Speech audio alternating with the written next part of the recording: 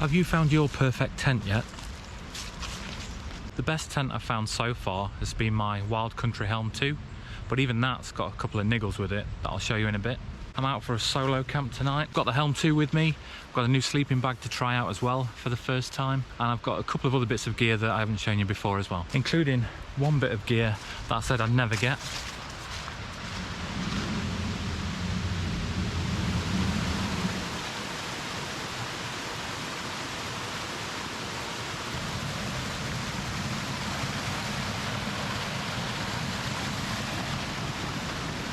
Anyway, I better stop messing about with those waterfalls and go and get the tent set up before it gets dark. So I'm going to set up here. I think there's a nice flat bit at the bottom of this. It's kind of like half a bowl. There's a raised bit of rock around the back, and then over this side I should get some awesome views of the sunset later. You'd never believe it's January at the minute. It's 10 degrees and it's only going to drop to 7 degrees tonight. Really, really mild for this time of year.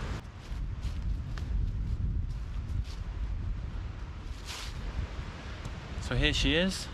This will be my 5th time in the Helm 2 tonight, so I feel like I can give you a bit more of an opinion on what I think of the tent. First of all, it's not the cheapest and it's not the lightest tent out there. I paid £160 for it on sale, so it's by no means expensive. I think it is good value for money, and it weighs in at just over 2.2 kilos, which I'm not fussed about, but I know some people will find that a little bit too heavy for carrying around for wild camps, and especially multi-day hikes and things like that. Having said that, a lot of that weight comes from the fact that this is a really solid and sturdy tent. And there's loads of space inside. It really is a bit of a palace. And like I said, there are just a couple of little niggles that I've found with the tent in this 4 or 5 times I've used it. And they are really small. And the first one is to do with the inner of the tent. Now, there are points at each end of the tent where you can tighten it and pull it tight. You can pull it out in the corners, and it's obviously fastened at the top and sort of halfway down the side.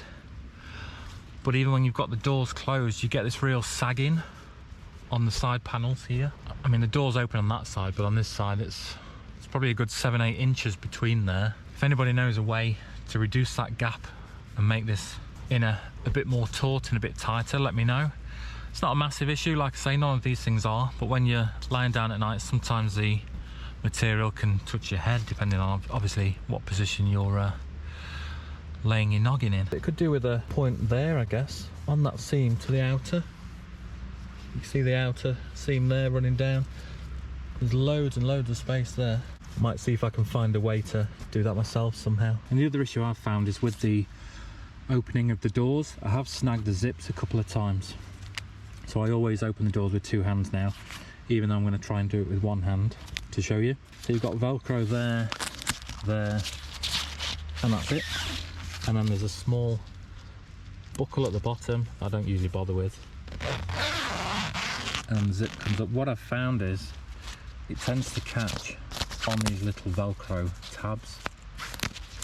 So as you're pulling the zip up, you see that tab stops the storm flap, I think it's called, moving out of the way, and the zip sometimes just eats it like it has there, look. So you've got to move that out of the way to get the door open. Like I say, it's not a massive issue, but if you are bursting for a wee trying to get out of your tent and the zip gets snagged, the outcome could be catastrophic, you know. The doors on both sides are double zips as well, so you can open a bit at the top to let some air in or out, or just stick your head out if you want to have a nosy.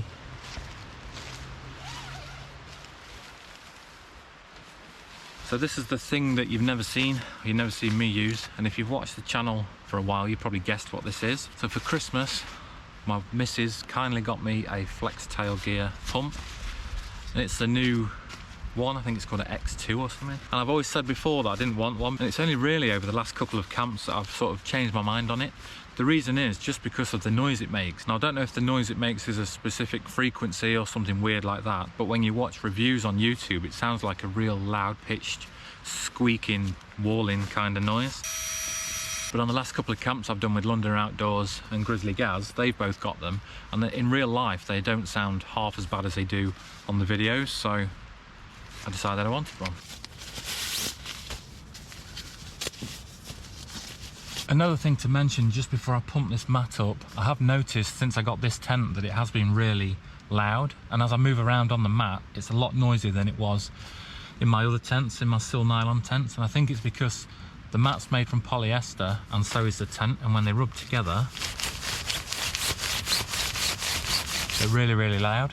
So Londoner Outdoors, Grizzly Gaz, Graham and Jason, apologies for keeping you up all night on those group camps, but what I've done is cut off a bit of the light AF mat from Outdoor Gear Essentials, put it under my arse basically, so that when I'm moving around I've not got that polyester on polyester loud noise. Well, that's the theory anyway. Wait for the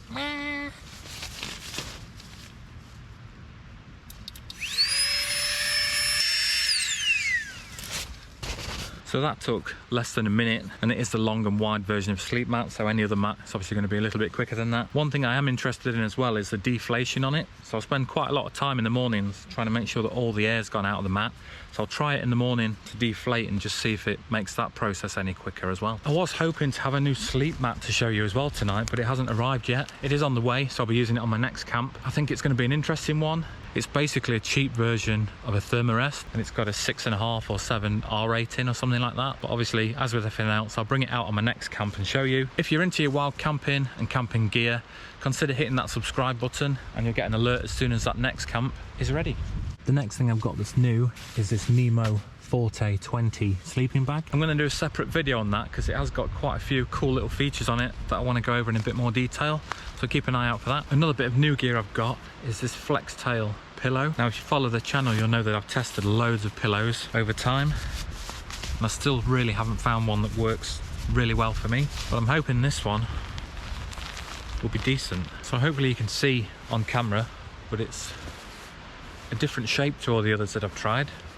It's thicker at one side and then tapers down, and it's got this almost like felty material on it that should be quite comfortable. But what I'm going to try and do tonight as a side sleeper is turn it around the other way so that the high bits supporting my neck, and then I can sleep on it like that. There is a elastic strap on the back as well to put around your sleep mat, but I might try and put this inside the hood on that new Nemo sleeping bag. Now out of all this new stuff that I'm showing you, this pillow is the only thing that I've been sent for free, but Flextail have seen my standard terms for reviewing products, so you can be sure that you're going to get an honest reviewing opinion on it. I've got 2 links for this pillow. One's for the Flextail website itself and one's for Amazon. I've got a 15% discount code for the Flextail site, and that's not just for the pillow, that's for anything on their site. And then there's a 5% discount code for if you buy the grey pillow on Amazon. The price has probably changed since I was sent this because I got it before Christmas, so I'll put the latest price that I can see on screen. Another new thing I got from the missus for Christmas is a smaller Mora knife. This one's called an Eldris, and it's a neck knife, I think. You can hang it around your neck or put a cord through the holder. And it's just a really small 2-inch bladed knife. It's the same sort of blade as my bigger one. I just wanted something smaller because my bigger one's really overkill for just overnight camps like this really, but having a small one around is handy in case you need to do anything around camp. Food wise, we're going cheap and cheerful tonight. Classic king pot pasta. I've got a massive bar of chocolate, Aero caramel, because why not. Got my cereal bars for the morning, hot chocolate to have later, and I've just bought my titanium BRS stove and pot in there to boil up water for those. And I bought my windshield in case the wind does get up and I want to cook outside the tent.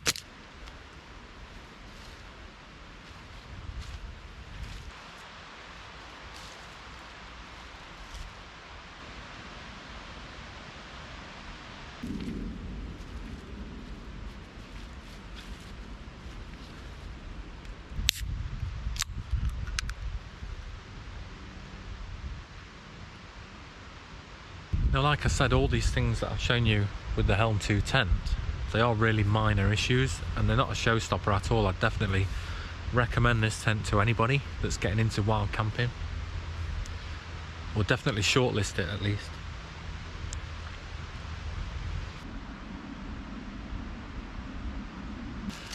If you've got a Helm 2 tent, drop us a comment on the video and let me know what you think to it. Or if you considered buying one but went for something else, let me know why you discounted it and why you chose another tent over this one. So it's just coming up to 4:25 now. Probably got another 15-20 minutes of daylight. The temperatures start to drop now as well, so I put my merino base layer on.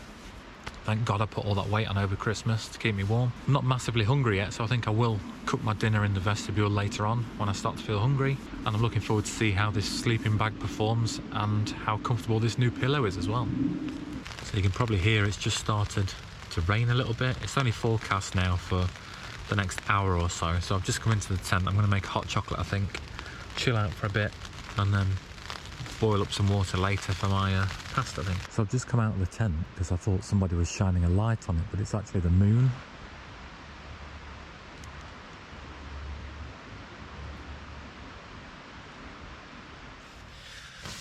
Good morning. Well, it was a proper chilled one last night. I had my hot chocolate and my pot noodle and just laid chilling in the tent, listening to the rain for a bit. I had a really decent sleep actually. This pillow definitely makes a difference. That wedge shape, using it backwards, was quite comfortable. Do need to keep testing it, but first impressions are good. The sleeping bag as well, first impressions are good. If you want a full review on that, check out the dedicated video. The forecast saying it's just about to start raining again, so we better get packed up. Oh no, I've just ripped my Ghostbusters outfit right along the seams between my gusset. I just bent down to pick stuff up out of the tent and then just went. I mean, they're only made from like kitchen roll anyway, so I didn't expect them to be the strongest things ever, but yeah, that's ripped all the way around. Not good. And that's me all packed away. Pretty dry, just a wet gooch from the Frog Tog's massive failure. I did use the Flextail pump to deflate my sleep mat. It did really help and made packing that away a little bit quicker. Like I said yesterday, that Helm 2 tent is not perfect, but it is really, really close. So if you are considering buying one, I'll put a link on screen in a second to my first look video that will show you it in a bit more detail.